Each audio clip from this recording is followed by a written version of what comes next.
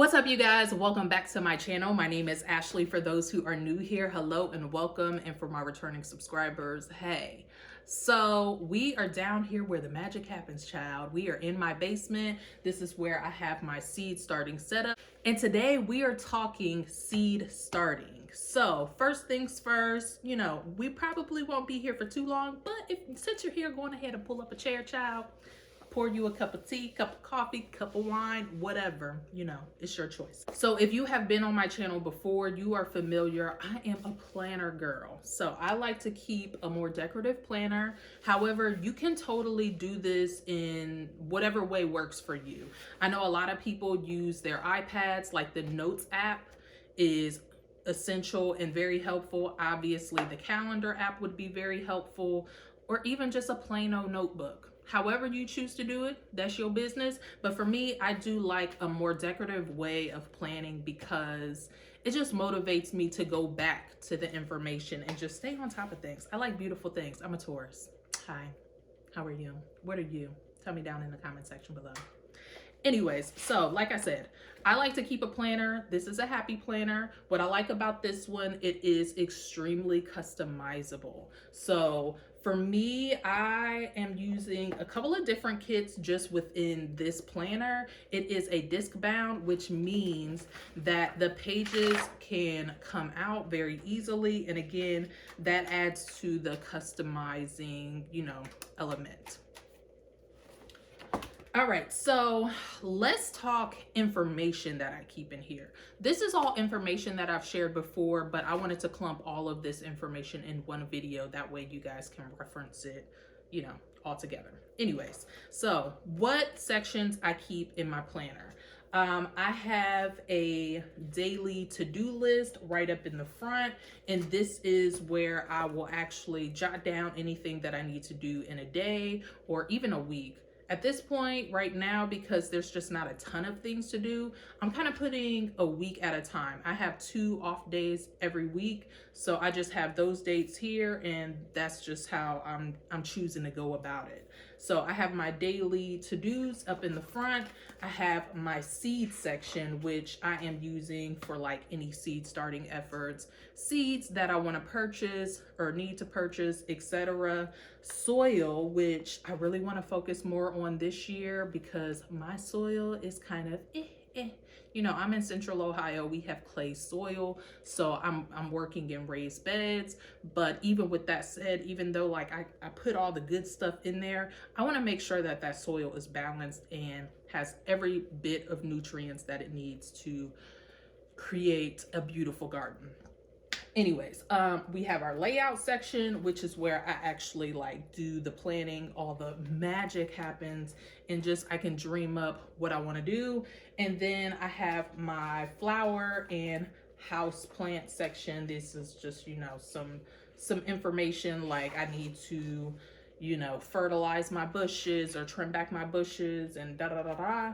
And then I have a note section in the back, and it's just giving me old information from like previous years. So that's how I pretty much break things down in here.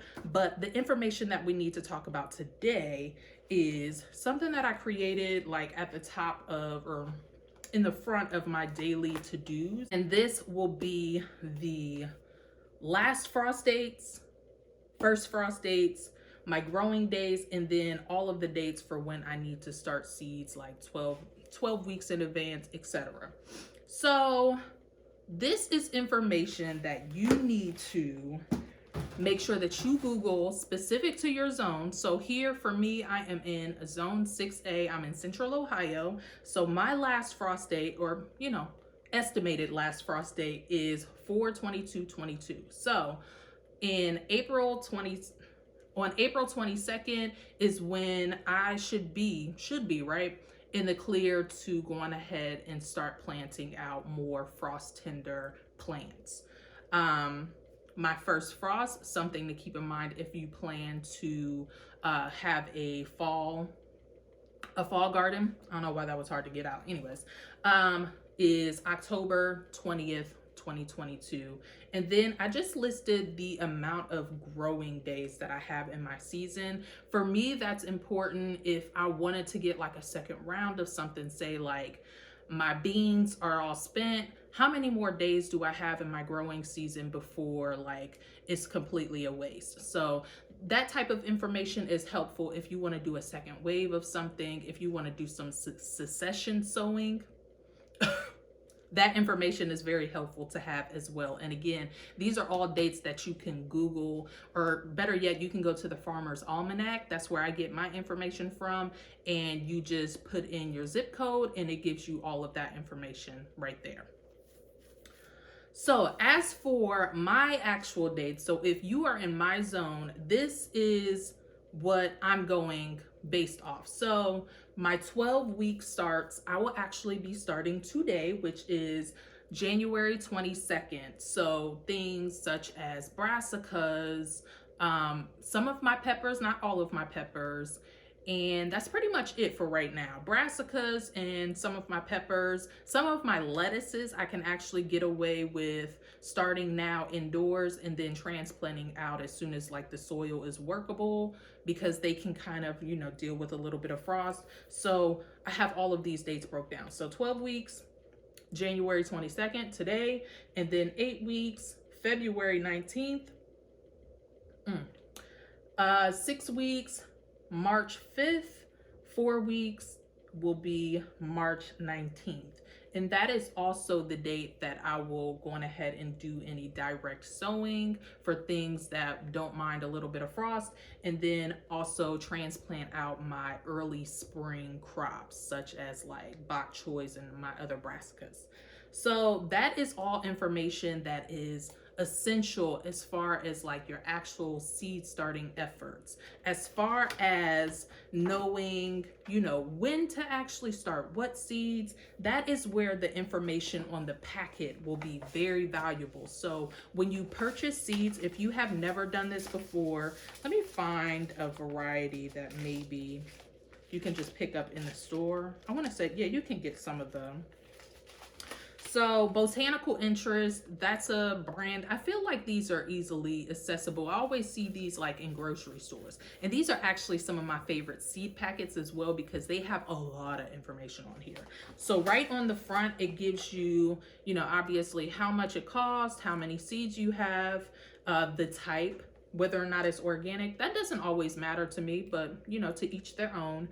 But then it gives you the information whether or not something is frost sensitive or not. So in this case, the peppers, which is the California Wonder, it is frost sensitive. So these you could never transplant these out before your last chance of frost. In fact, I typically wait until my regular weather check is like around 70 degrees daily. So it says it's frost sensitive. 75 days from transplanting is when you can expect your first harvest, which is pretty short days for, you know, peppers. But for me, I still choose to start indoors because it just makes more sense. Okay, anyways, back to the information. So it gives you like a brief description of the variety, and then for Botanical Interest, it actually has like this little tab here on the side, and you can actually cut this out and put it on like a plant marker.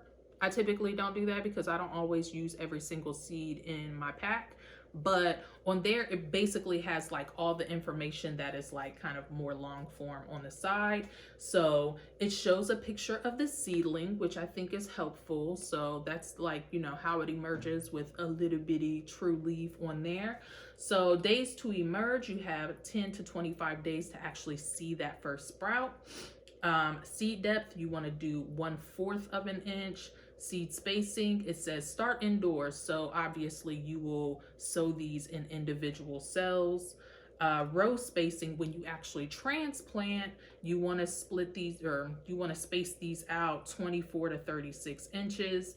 Thinning, it says start indoors, plant seedlings 18 to 24 apart outside, and then of course the same information from the front. Maturity is 75 days from transplanting. So that kind of has like all the information bundled up in one, but it also gives you some information like if you do want to sow outside. So for people that are in warmer regions, it says for mild climates only. So that would not include me, child. I would want to say like that would be for like 7B and warmer, right? Maybe. I don't know. Whatever you guys think. So it says 2 to 4 weeks after your last frost date when the soil temperatures is at least 70 degrees. So once your soil is like consistently 70 degrees, that's when you want to go on ahead and do your direct sowing. And then it says when to start outside, which is recommended, and it just gives you all the same information again. The other thing to mention as far as seed starting goes, even though we have these recommended dates and you know we have all of these ideas in our mind for when we can actually transplant things out, you still need to watch your forecast very, very closely. That's when having like the weather app on your phone, setting up those notifications for, you know, when to expect extreme freezes. I know for Apple, they actually have where you can get notifications sent to you in the case of like some extreme weather or whatever, which I think is really, really helpful, especially for the gardener when you're like planning on getting your seedlings outside. You want to keep a close eye on those things. Or you want to have some sort of like row coverage or something in order or in line so you can protect your investment.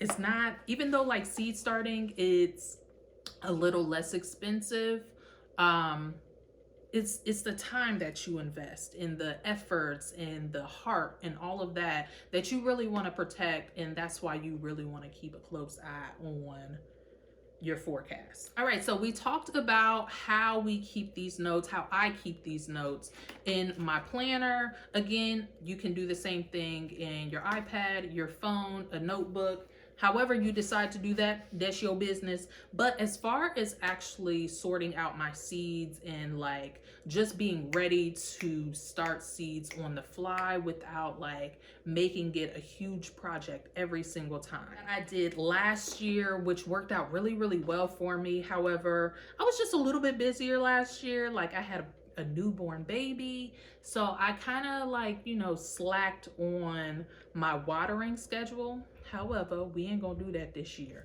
But something to help you like just stay organized and ready to just start your seeds and keep it going. Obviously, having a good setup. This is the setup that I have used for at least the past 4 years at this point. It has worked excellent. This is not like a specific system. This is something that my husband built, and I just got the shop lights from, I want to say, Menards and Home Depot. Like I started off with one, and which is why there are 2 different types. But you know, I'm building up as I go because obviously my garden has grown. My garden has grown as the years have passed. But yeah, so obviously having your seed starting set up, ready to go, making sure that you have a timer, make sure that you have your heating pads, make sure that your light bulbs are fresh. I like to switch my light bulbs out at the end of each season just so I can make sure that they are getting optimum lighting. I want to make sure that the light is on point because that's going to make for really strong plants. Something that I don't have now that I plan to get really, really soon. I actually went out shopping for it yesterday. They didn't have it yet. Anyways, I want to get like some mini fans and just like maybe the ones that just clip on the side. Clip some fans up. That way, like I have better airflow. That'll help with any fungal issues. That will help suppress, like if you have like fruit flies, even if you just have a few, like that constant air will help with that. And it'll also strengthen your plants significantly. So that's something that I'm going to add to my system really, really soon.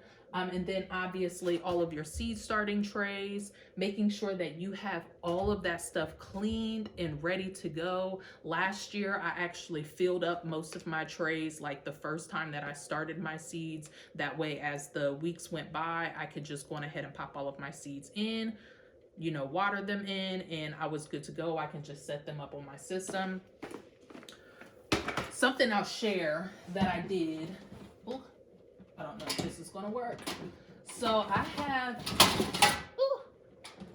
have a, what is this called? An extension cord. Extension cord?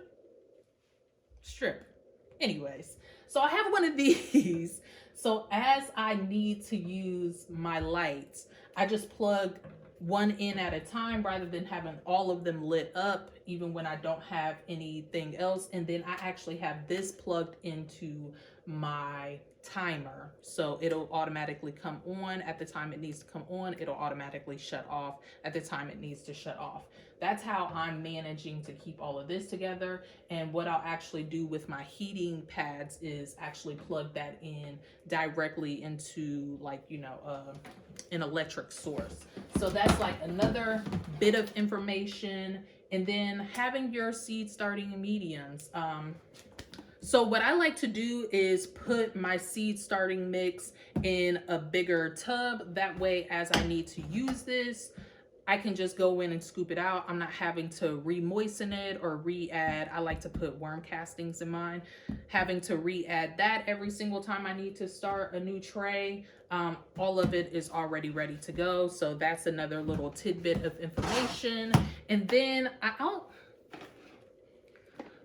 also shared before, like, just how I separate out my seeds. So everybody has seen the seed organization that everybody has been using lately, and everybody's using it for a reason. It's genius. It's really smart. And if you wait around, I want to say like around this time, Michael's always has a really good sale on them. So you can get this for like, you know, 10, 15 bucks, something like that, because otherwise it's a little bit more pricey.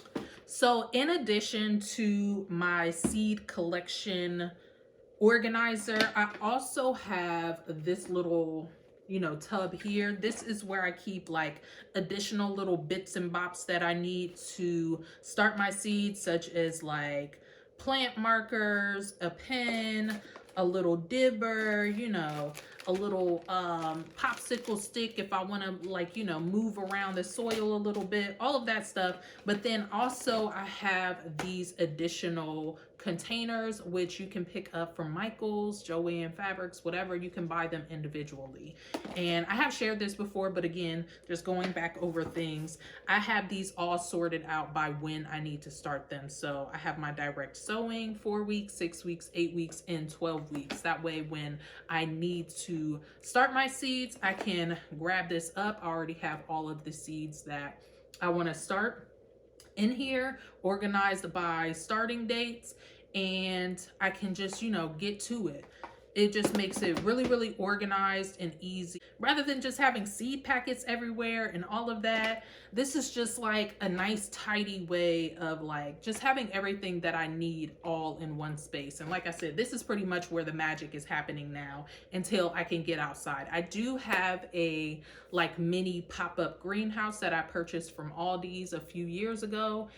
It's perfect. Like as soon as the weather warms up a little bit more, like once we get back up until like the I don't know, like the 40s consistently, then I'll go on ahead and pop that up and put like, you know, some of my cooler weather seeds out there. And then as it warms up, I will start acclimating my tomatoes and peppers to the sunlight, and that's where I'll keep everything.